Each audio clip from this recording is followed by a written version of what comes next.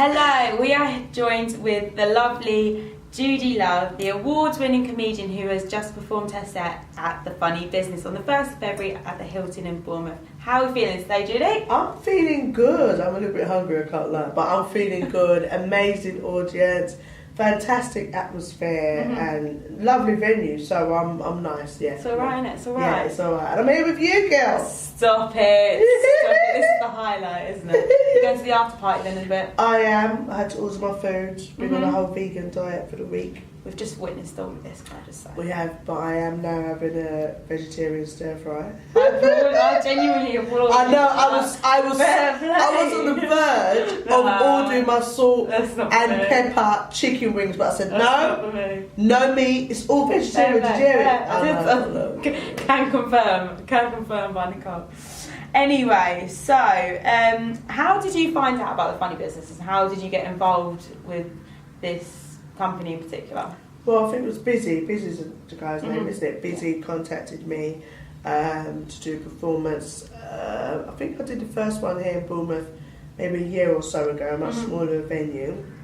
And I think I knew a few other people who had done it. He actually contacted me a couple of years back, and I wasn't available, and then finally got onto the show. So that's how I found out about it. And I knew a few other comedians that had come down and done it. So it was a nice gig, you know, it was out of the area. Yeah. People really appreciate the comedy, the promoter's nice. And if you go there, you know, on the right day, especially in the summertime, you can stay and it's just a nice area. So, yeah, that's how I found out about it. So you haven't been to Bournemouth before? Once before. Before that, never been. And he'd contact me online and I was like, I don't know if it's real.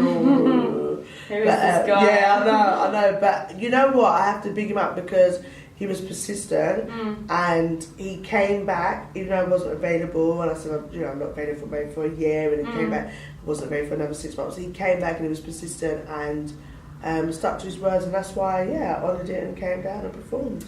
Fair play, that's loyalty right there, ladies and gentlemen. Loyalty. Definitely.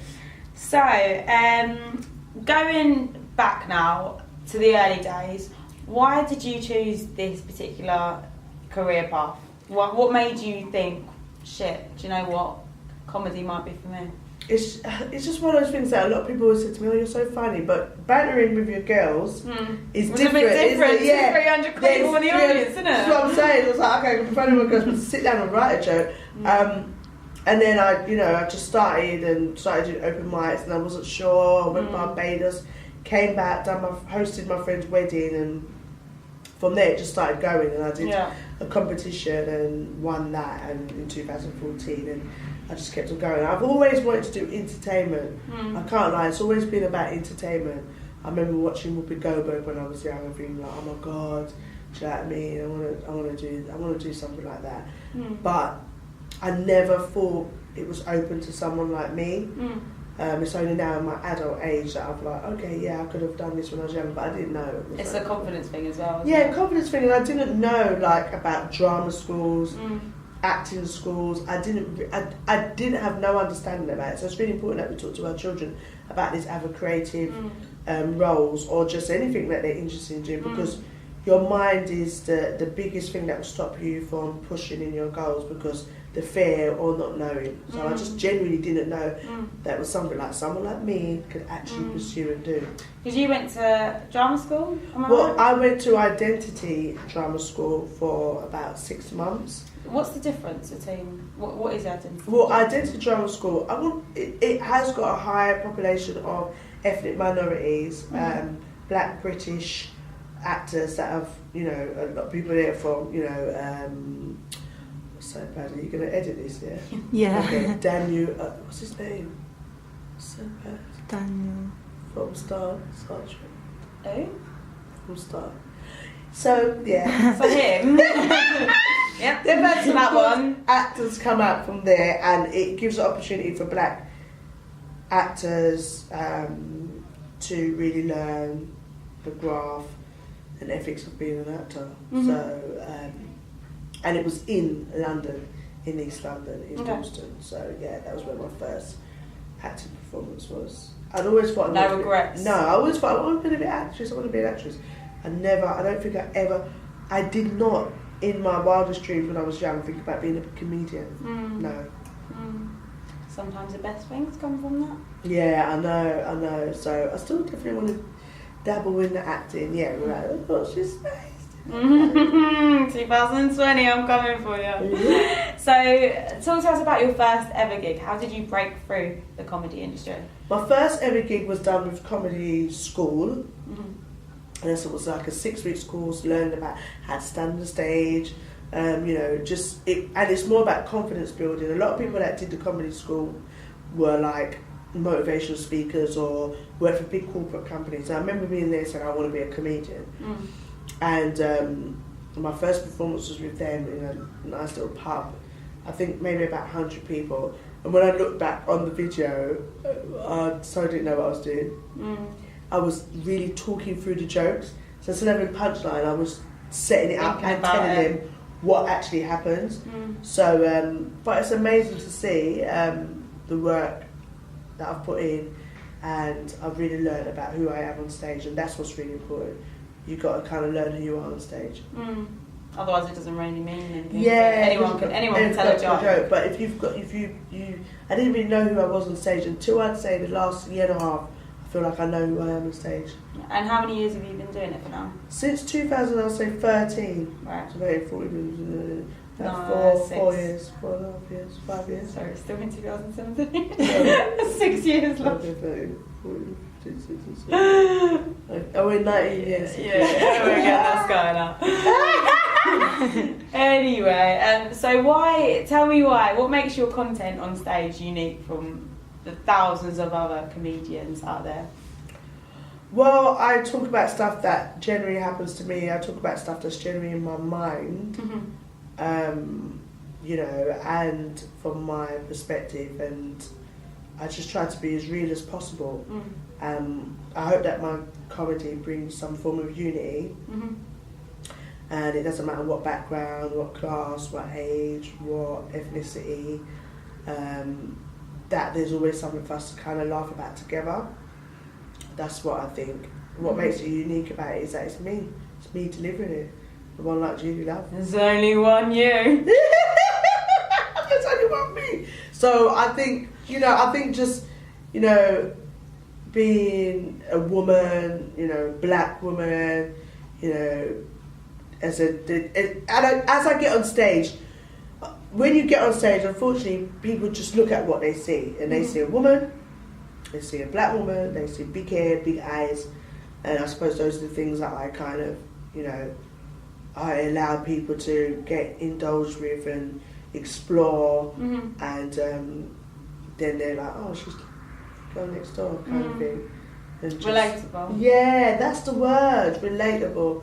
And I think that's a beautiful thing because I've met so much different people since I've been doing comedy, and people that I would never expect to have that connection with previously, but through comedy I can, and I can't tell you how much of an amazing experience it is. So you don't think you're going to steer towards anything else now? This is you. I think that I will do some acting. I'm definitely writing some stuff. Hopefully for TV. I will definitely do films. Definitely, and putting that into the universe. Hollywood. Yeah. So yeah, acting, writing, and I will be doing like my one-woman show. But comedy is always the base. Comedy is where I go to. Like I could be feeling down, I could be tired.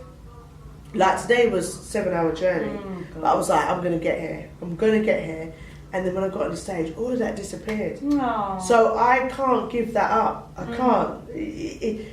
All the other things that I do, filming, acting, writing, it doesn't have that same feeling as... Comedy is your passion. Yeah, when you stand up there and you can just be and just engage. It's such a hard work, but it's a beautiful feeling. Worth it. Because you've worked on ITV shows before, haven't you? Yes, I've done some pranksters. Sorry I Didn't Know. And they were like one-off pilots for Black History Month. I've done Comedy Central, Drunk History. Go and watch my Drunk History. I must say it's one of the best. I feel like a bit of self-promo. Yeah, definitely. I've done some stuff for Channel 5. I just recorded something for Channel 5 the other day. But I've done some other stuff on Channel 5, and yeah, hopefully you see me a bit more on TV. But this is your favourite thing, isn't it, to do? Clearly, here with the Funny Bizznez, I feel like this is the highlight. Yeah, of your course. career. The Bournemouth absolute is thing. the lick. You guys were We're going lost later, yeah? Yeah, we're going lost. I know we're lost soon, but we're going lost. Lost is where the action happens. Whoa! You've heard it here first. There goes my vegan sauce. Can I have a bit of meat? I'm going to have a bit of meat, I am. 4 in the morning, she's going fucking chicken I corner. was expecting Bournemouth to have a different accent. I'm from Essex. Oh, okay.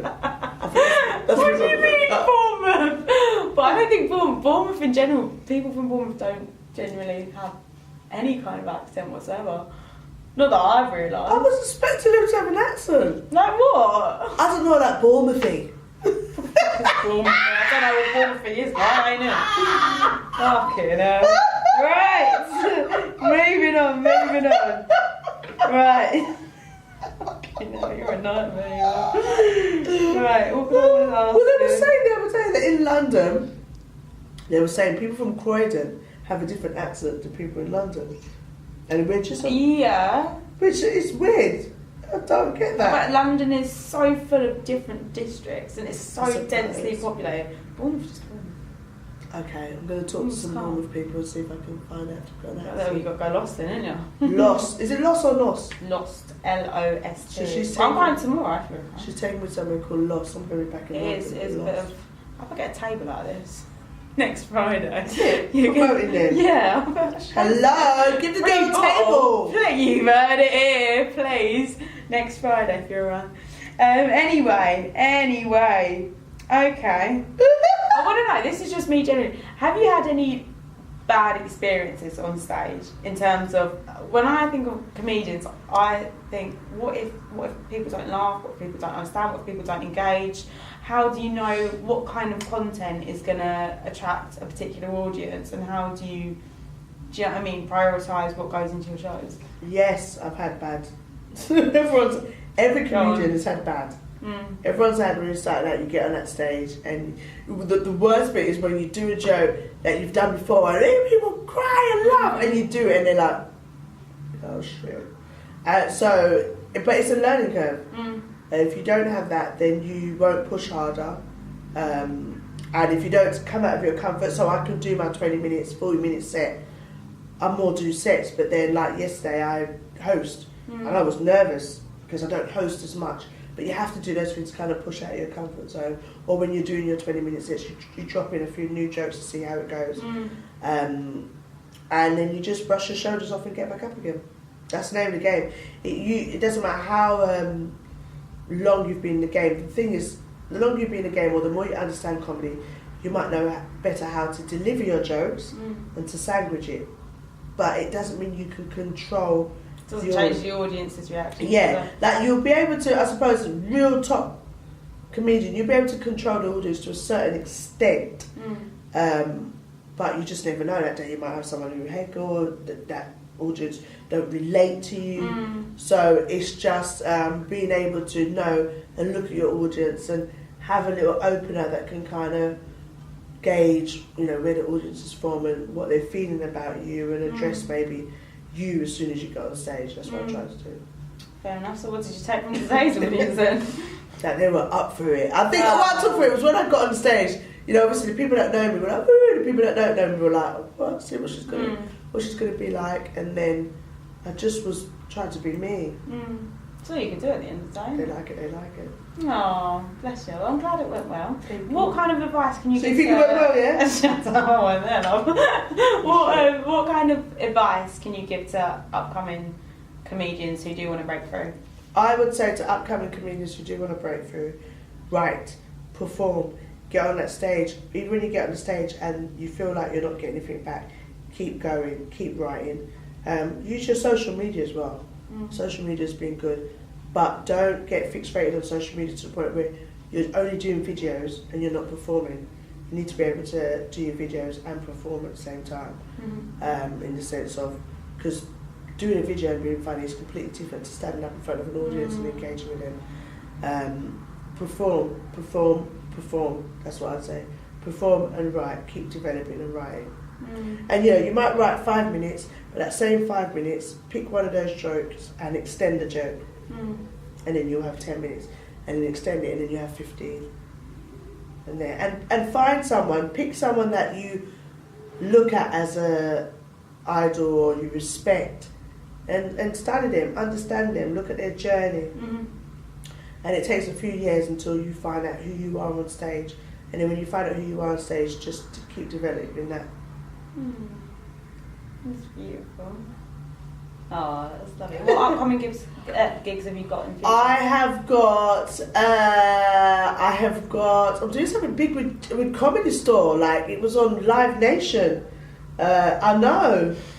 Yeah. Confused.com. Are you confused? Live Nation promotes thousands of concerts and all sorts of stuff. Yeah. So it was on that. I think it was at Chester Comedy Store, which is a renowned comedy club. I've got my own show on the 30th of March. At the Shaw Theatre in Houston, London. Mother's Day special, 30th of March. Get your tickets, okay? Early birds are sold out. Only got standard tickets left.